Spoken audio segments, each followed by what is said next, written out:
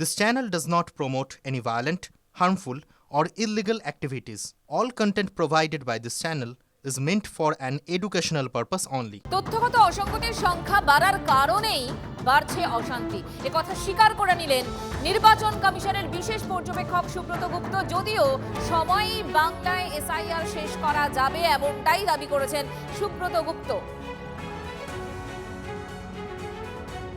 দিকে দিকে অশান্তি ক্রমশ বাড়ছে, কোথাও গিয়ে হয়রানির আরেক নাম হয়ে যাচ্ছে এসআইআর। এইবারে যে এক্সারসাইজটা করা হচ্ছে, এই এক্সারসাইজে আসলে শুনানি কেন্দ্রগুলোয় প্রচুর মানুষকে ডাকা হয়েছে এবং যেখানেই প্রচুর মানুষকে একসাথে ডাকা হয় সেখানেই একটা সমস্যার সম্ভাবনা থেকে যায়। 2002-এর তালিকায় নাম রয়েছে, তাকেও আপনারা ডেকে পাঠাচ্ছেন, সামান্য বানান ভুল হচ্ছে, এগুলো কি এড়ানো যেত না? এই প্রক্রিয়াটা কিভাবে হবে, কীরকমভাবে হবে সেটা কমিশন ঠিক করে দিয়েছে। যখন আনম্যাপড কেসগুলোর ওপর হিয়ারিং হয়েছে তখন কিন্তু বাড়ি বাড়ি গিয়ে অনেক ক্ষেত্রেই এই শুনানিকে অ্যাভয়েড যাতে করা যায় সেটা সেই কাজটা করা হয়েছিল। কিন্তু লজিক্যাল ডিসক্রিপেন্সির কেসে সেই ব্যবস্থাটা নেই। লজিক্যাল ডিসক্রিপেন্সির সংখ্যাটা হচ্ছে আপনার আনম্যাপড সংখ্যার 3 গুণেরও বেশি। একটা সেন্টারে আগে যা ভিড় হচ্ছিল তার 3 গুণ 4 গুণ ভিড় হচ্ছে এখন।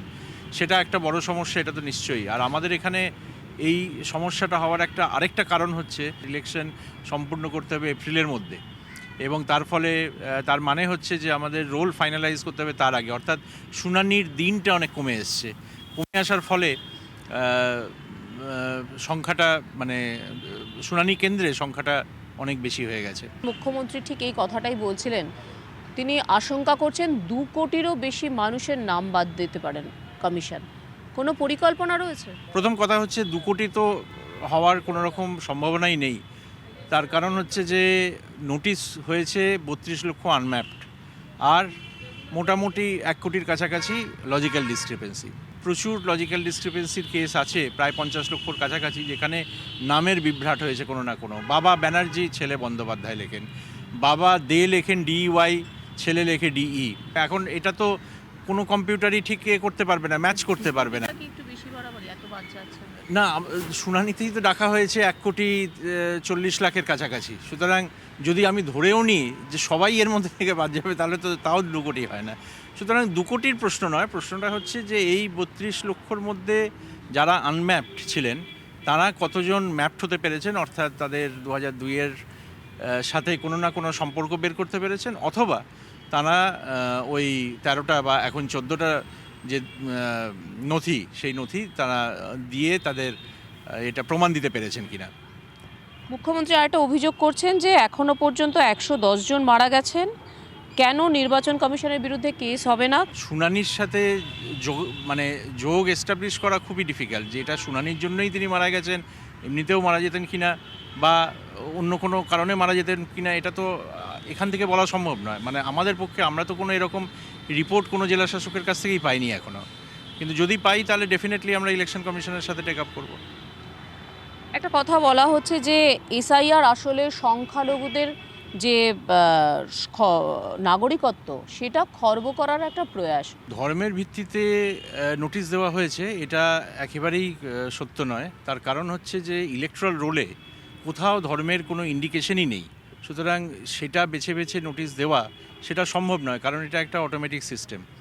কিন্তু এটা ঠিক যে যেখানে যে জনগোষ্ঠী বেশি সংখ্যায় আছে সেখানে সেই জনগোষ্ঠী বেশি নোটিশ পাবে, কারণ তথ্যগত যে ভুলগুলো আছে বা যে সব ভুল বেরিয়েছে সেগুলো ন্যাচারালি সেটা গাণিতিক নিয়মেই তাদের ক্ষেত্রে বেশি যাবে। 7,6,00,000 লোক আমাদের ড্রাফট রোলে আছে, আর লজিক্যাল ডিসক্রিপেন্সি যদি 1 কোটি মতো হয় তাহলে প্রতি 7 জনে 1 জন করে নোটিশ পেয়েছেন কোনো না কোনো কারণে। তো সেই হিসেবে হবে, মানে যেখানে যারা বেশি সংখ্যায় তারা বেশি পাবেন। এই রাজনৈতিক দলগুলোর আরেকটা অভিযোগ যে কিছুটা বেশি সময় ধরে এসআইআর হতে পারতো, কারণ 2002-এ একেবারে নিঃশব্দে এসআইআর হয়েছে। এটা তো আমি মনে করি যে আরেকটু সময় নিয়ে কাজটা করতে পারলে আরও জিনিসটা পরীক্ষা করে করা যেত, আর একটু চিন্তাভাবনা করে করা যেত, এটা নিঃসন্দেহে তাই। আমাদের একটা বড় কনস্ট্রেন্ট হচ্ছে এপ্রিল মাসের মধ্যে ইলেকশন যাতে হয় আমাদের রাজ্যে, পশ্চিমবঙ্গে। সুতরাং আমরা যে বিরাট একটা সময়ের কমফর্ট পেয়েছি সেটা নয়, এই সময়ের মধ্যেই পরিকল্পনা করে যেভাবে হোক কাজটাকে সম্পূর্ণ করতে হবে। সঠিক সময় এসআইআর কি আদৌ সম্ভব? আপনারা কি সুষ্ঠুভাবে চূড়ান্ত তালিকা প্রস্তুত করতে পারবেন এই ফেব্রুয়ারির মধ্যে? এই যে সমস্যাগুলো হচ্ছে বিভিন্ন জায়গায়, এটা হয়েছে এটা ঠিকই, কিন্তু আমরা জেলা শাসকদের কাছ থেকে যে রিপোর্ট পাচ্ছি, কাজটা কিন্তু যে পরিকল্পনা অনুযায়ী এগোনো উচিত সেই পরিকল্পনা অনুযায়ী এগোচ্ছে। মানে কাজের যে বিরাট ক্ষতি হয়েছে এরকম নয় এখন অবধি। সুষ্ঠু ভোটার তালিকা সম্ভব, যতই অশান্তি হোক, এমনটাই মনে করছেন বিশেষ পর্যবেক্ষক। ক্যামেরায় তুষার ঘটকের সঙ্গে শ্রাবন্তী সাহা, TV9 বাংলা, কলকাতা।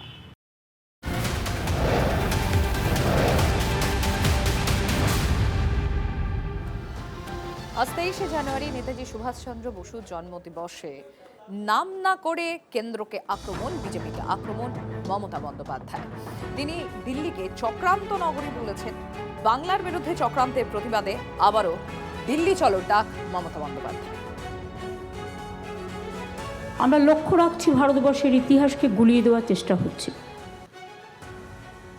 ভারতবর্ষের মনীষীদের অসম্মান করা হচ্ছে, তাদের প্রতি অসম্মান, ভাষার প্রতি অসম্মান, আমাদের অস্মিতাকে আজকে আমাদের সকলের সামনে এনে দাঁড় করিয়েছে। বাংলাকে সব মেনে নেবে? দেশের স্বাধীনতা সংগ্রামীরা কি সব মেনে নেবেন? না সাধারণ মানুষ এই অসম্মানের বিরুদ্ধে জোট বাঁধবেন, তৈরি হবেন? সুভাষজির যে স্বপ্ন ছিল দেশ স্বাধীন করার জন্য, দিল্লি চলো, সেই দিল্লি যে চক্রান্ত নগরী এখন সারাক্ষণ চক্রান্ত করে বেড়ায় বাংলার বিরুদ্ধে, তার বিরুদ্ধে আমরা একমত হব, সহমত হব, ঐক্যবদ্ধ হব, জোটবদ্ধ হব। সুপ্রিম কোর্টের নির্দেশ অনুসারে নির্বাচন কমিশন যে বিষয়টি বলেছে যে শুনানি কেন্দ্রে সুরক্ষা ব্যবস্থা উপযুক্ত রাখতে হবে।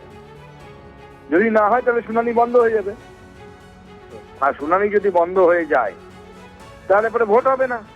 ভোট যদি না হয় তাহলে সরকারের যে টেনিওর আছে সেই টেনিওর পার হয়ে যাবে। টেনিওর পার হয়ে গেলে স্বাভাবিকভাবেই রাষ্ট্রপতি শাসন জারি হবে।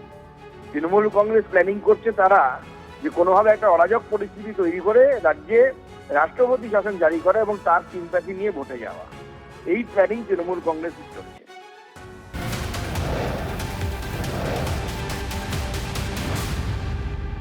শ্রমিকের পর এবার কমিশনের ভূমিকায় খড়গহস্ত শুভেন্দু অধিকারী। কমিশন কেন নমনীয় মনোভাব দেখাচ্ছে? চিঠি চাপাতেই সীমাবদ্ধ কমিশনের পদক্ষেপ, অ্যাকশন কোথায়? প্রশ্ন বিরোধী দলনেতার। সুপ্রিম কোর্টে যাওয়ার হুঁশিয়ারি শুভেন্দু।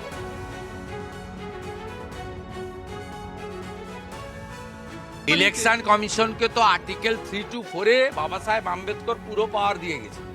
ইলেকশন কমিশনও কেন এত সফট লাইন নিচ্ছে? চিঠিতে কিছু হবে না, অ্যাকশন নিন,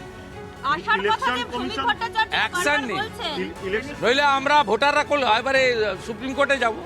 এতদিন তো ইলেকশন কমিশনার মমতা ব্যানার্জির লোকরা যাচ্ছে, এরপরে পাবলিক যাবে, আমরা যাব সুপ্রিম কোর্টে, আমরাও যেতে পারি, আমাদেরও সে অধিকার আছে।